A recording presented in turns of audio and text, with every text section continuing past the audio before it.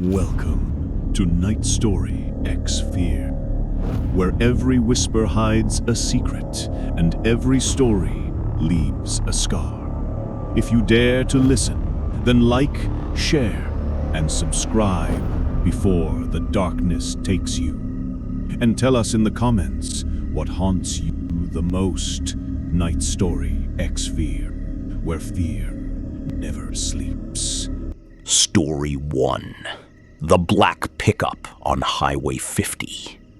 Location: Nevada Desert, U.S. Route 50, the loneliest road in America. Driving across Nevada at 2 a.m. means 2 hours of pitch-black desert without a single streetlight or passing car. I was cruising east toward Ely when 2 faint yellow pinpricks appeared in my rearview mirror. Within minutes, a massive, matte black heavy-duty pickup truck was riding less than 2 feet from my bumper. Its high beams flooded my cabin, completely blinding me. I tapped my brakes to signal him to back off. He didn't. I sped up to 85. The truck's engine roared, staying locked onto my bumper. For 5 terrifying miles, we raced through the void.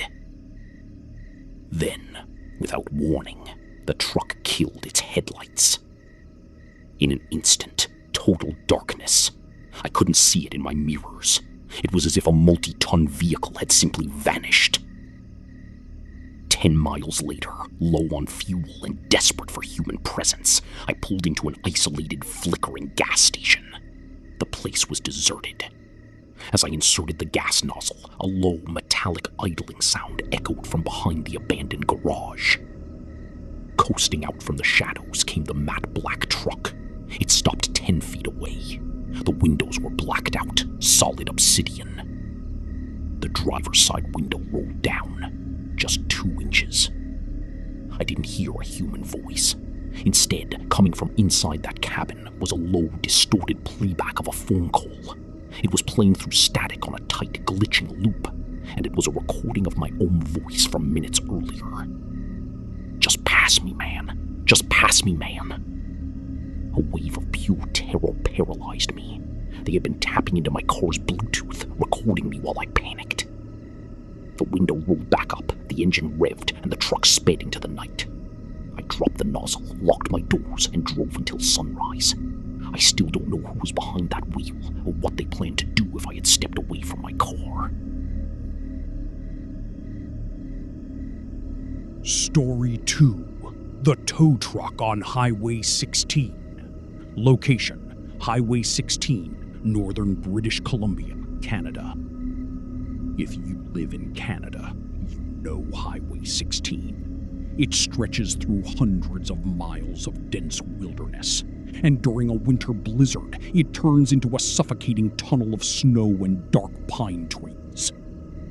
My friend Marcus and I were driving back from Prince Rupert around 11 p.m. in a blinding snowstorm. Visibility was under 10 feet when a loud, metallic thump, thump, thump echoed through the floorboards, jerking the wheel out of Marcus's hands. We wrestled the car to a stop on the icy shoulder. The passenger tire was completely shredded. But when I shined my flashlight down into the fresh powder, my blood ran cold. Lying in the snow was a heavy wooden plank studded with thick 4-inch rusted steel nails. Someone had deliberately laid a spike strip across the lane. "Marcus," I whispered, my voice trembling. "Look at the ground. We need to get back in the car, right now." Before he could even look down, bright amber flashing lights cut through the storm.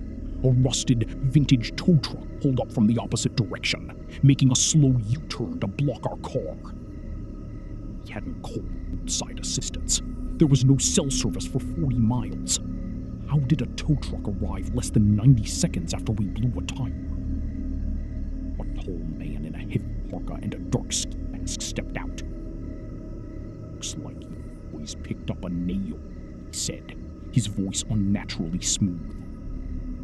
"Lucky for you, I was patrolling. Throw it in neutral. I'll hook you up." I looked past glanced him toward the bed of his flatbed. Illuminated by the amber lights, tied down under heavy blue tarps, were long, irregular shapes. And sticking out from beneath the edge of the nearest canvas was a single white-pink withroot. "No thanks, man!" I shouted, pulling Marcus backward. "We already called the police! They're 5 minutes away!" The man stopped dead in his tracks. He didn't explain the route. He just stared through his ski mask and whispered, "There's no signal, son." Each deep in his heavy pocket. "Run!" Marcus screamed. We threw ourselves into the car and slammed it into drive, sparks flying off the bare metal rim as we tore into the blizzard. In the rear view, the masked man stood motionless in the snow, watching us escape in the dark. Police found the spike strip later that night, but the tow truck and its driver had completely vanished. Story 3. The Badges in the Dark. Location: U.S. Route 287, Texas Panhandle. This happened on my drive back to Dallas after a long road trip through Colorado, taking the flat back roads across the Texas Panhandle. It was nearly 3:30 a.m., and out there the landscape is so empty you can see headlights coming from 10 miles away. I was cruise controlling at 65 miles per hour, utterly exhausted, watching the endless asphalt roll under my tires while praying for the next gas station to buy an energy drink. Suddenly, bright red and blue flashing lights erupted in my rearview mirror, slicing through the pitch-black night. I checked my speedometer immediately. I was going exactly the speed limit. Confused, I pulled over onto the gravel shoulder, put my car in park, and rolled my driver's side window down just 2 inches to let the cool night air in. The vehicle behind me was an old, faded sedan with a single suction cup police strobe light vibrating on the dashboard. It didn't look like any Texas Highway Patrol cruiser I had ever seen. A man stepped out and began walking slowly toward my car. He was wearing a dark blue tactical vest and a wide-brimmed campaign hat. But as he crossed through the beam of my side mirror, my instinct screamed that something was dangerously wrong. His uniform had no official state patches. He wasn't wearing a utility belt with a holster or radio, and his badge was pinned crookedly onto a plain black t-shirt. It was cheap, unnaturally shiny, and looked like a metal toy from a convenience store counter. He stopped right at my door, shining a heavy iron maglite flashlight directly into my eyes, blinding me completely. "Step out of the vehicle, son," he said. His voice was thick, rasping, and aggressive. "Officer," I stammered, gripping the steering wheel tightly where he could see my hands. "Did I do something wrong? I was setting my cruise control." "I said step out of the vehicle," he barked, tapping the heavy metal butt of his flashlight against my window. Tap, tap, tap. "We're doing mandatory searches for contraband tonight. Open the door." My heart hammered against my ribs. "Can I see your official credentials first, sir? Can I call dispatch to verify?" The moment I asked for credentials, his posture shifted. He lowered the blinding beam. In the dim red glow of my taillights, I finally saw his face clearly. A deep, jagged scar across his cheek, yellowed, unblinking eyes, and a terrifying, unhinged smile. He didn't produce a badge. Instead, his hand shot down to grab my exterior door handle, yanking it violently. Click, clack. Thank God my automatic locks engaged when I let the car in park. The door held. Realizing he was locked out, the man's grin twisted into pure rage. He raised the heavy iron maglite flashlight high over his head to shatter my window. Instantly, I slammed my foot on the gas, tires spitting gravel into his face as the car rocketed back onto the highway.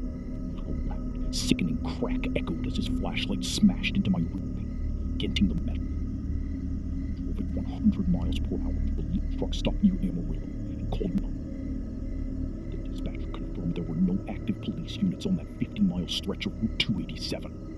Whoever pulled me over that night wasn't wearing a badge to protect anyone.